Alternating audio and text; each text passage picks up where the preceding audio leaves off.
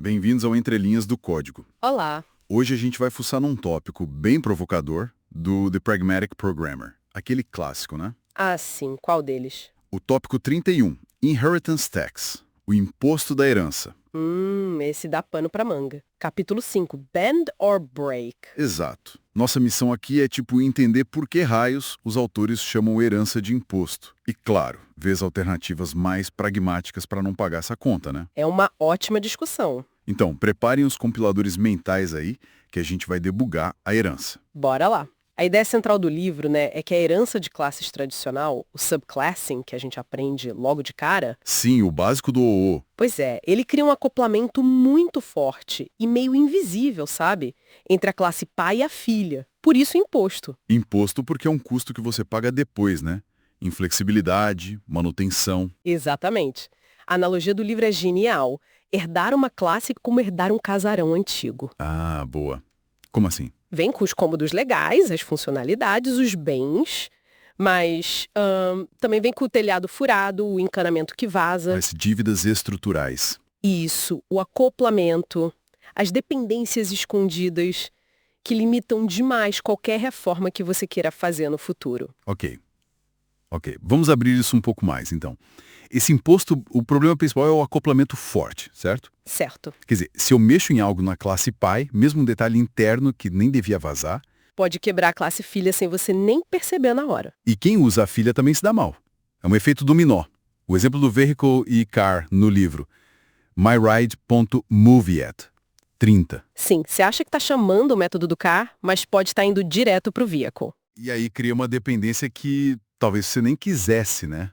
Mas, assim, no comecinho de um projeto, essa simplicidade não ajuda, não vale a pena. É tentador, né? No início parece mais fácil, só que a longo prazo esse imposto costuma cobrar caro. E piora muito quando a gente usa a herança para modelar tipos. Assim, quando começa a granular demais, Exato. Aí surgem aquelas hierarquias, nossa, enormes, as tais monstruosidades de parede. tentando cobrir cada variaçãozinha possível. E a herança múltipla, um carro é um veículo, ok, mas também pode ser um ativo financeiro, um item segurável. Vira um nó, né? Tentar modelar tudo isso com extends. É um pesadelo. Você só queria a funcionalidade de mover, mas, acabou trazendo a árvore genealógica inteira da classe pai junto. Aquele lance, né? Pediu uma banana, veio o gorila segurando a floresta inteira. Hahaha, exatamente essa sensação. Tá bom, se herança cobra esse preço todo, como o programador pragmático foge desse imposto? Quais são as rotas de fuga? Felizmente, tem caminhos melhores, né? Mais flexíveis, menos acoplados. O primeiro são as interfaces, ou protocolos, dependendo da linguagem. Certo, interfaces. Elas são tipo contratos. Definem o que um objeto faz, quais métodos ele responde, mas não dizem como ele faz. Ah, entendi. O contrato sem a implementação? Isso. Permite tratar objetos diferentes de forma igual, o polimorfismo, sem ter que herdar a implementação toda. Pensa assim, em vez de herdar o casarão problemático, você tira uma licença de corretor de imóveis.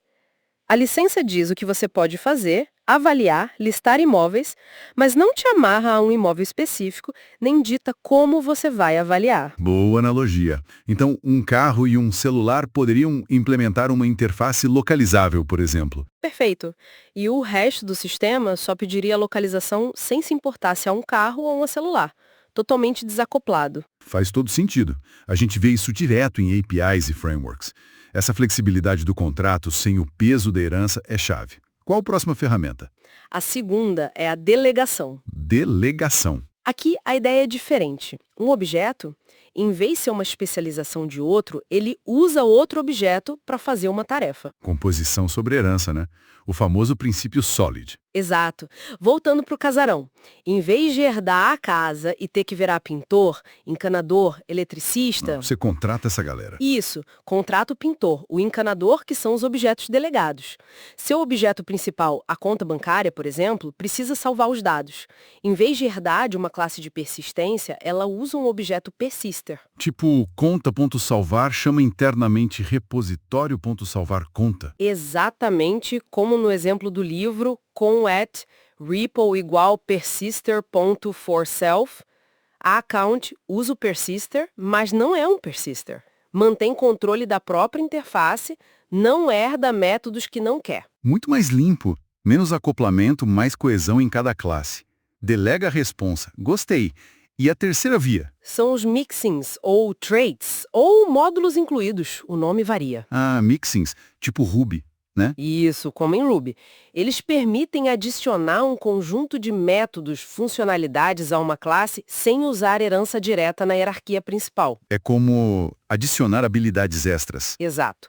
Pensa nas certificações para o nosso corretor, ou selos de qualidade para o casarão. Você pode ter um mixin com validação de cliente e outro com auditoria de admin. E aí uma classe conta de mim incluiria o mixing de auditoria. E a conta cliente incluiria o de validação, por exemplo. E talvez ambos usem um mixing e validação base por baixo dos panos. Você mistura as capacidades que precisa. Sem criar aquela árvore de herança maluca ou duplicar código. Justamente. Combina funcionalidades de forma mais ortogonal. Certo. Agora a coisa fica bem prática.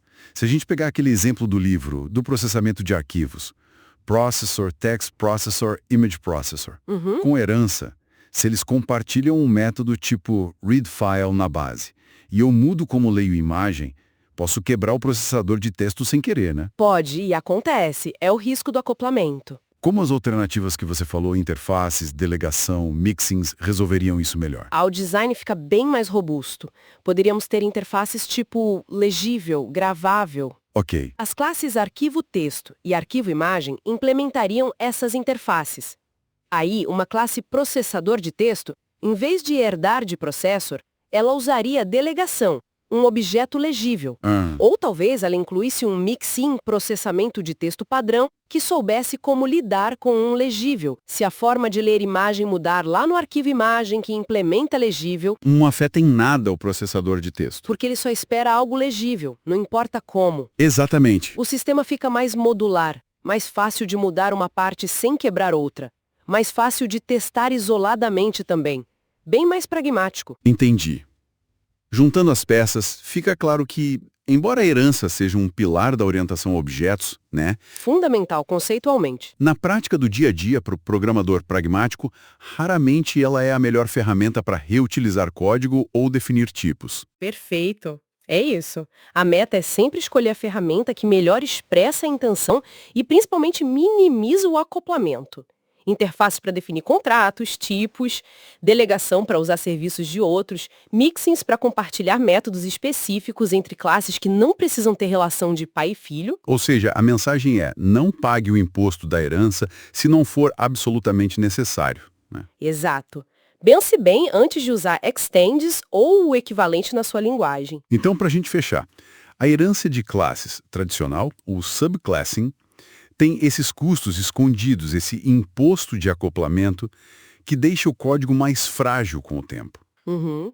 E as alternativas, como interfaces, delegação e mixins, quase sempre vão oferecer mais flexibilidade, mais resiliência a mudanças e um design mais limpo, mais ortogonal. Com certeza. No fundo, é pensar 2, 3 vezes antes de sair herdando tudo. Fica a reflexão final, então, bem na linha do livro. Da próxima vez que bater aquela vontade, quase um reflexo de criar uma subclasse, pausa Respira fundo. e se pergunta: será que eu consigo o mesmo resultado, só que de forma mais desacoplada, usando uma interface? Ou talvez delegação? Quem sabe um mixing resolve? Qual dessas opções realmente modela melhor o relacionamento que eu preciso aqui? Essa análise crítica pode evitar muita dor de cabeça lá na frente, né? Sem dúvida. Pode fazer toda a diferença entre um código que envelhece bem e um que vira um casarão cheio de gotega. Ótimo ponto para encerrar. Valeu! Valeu!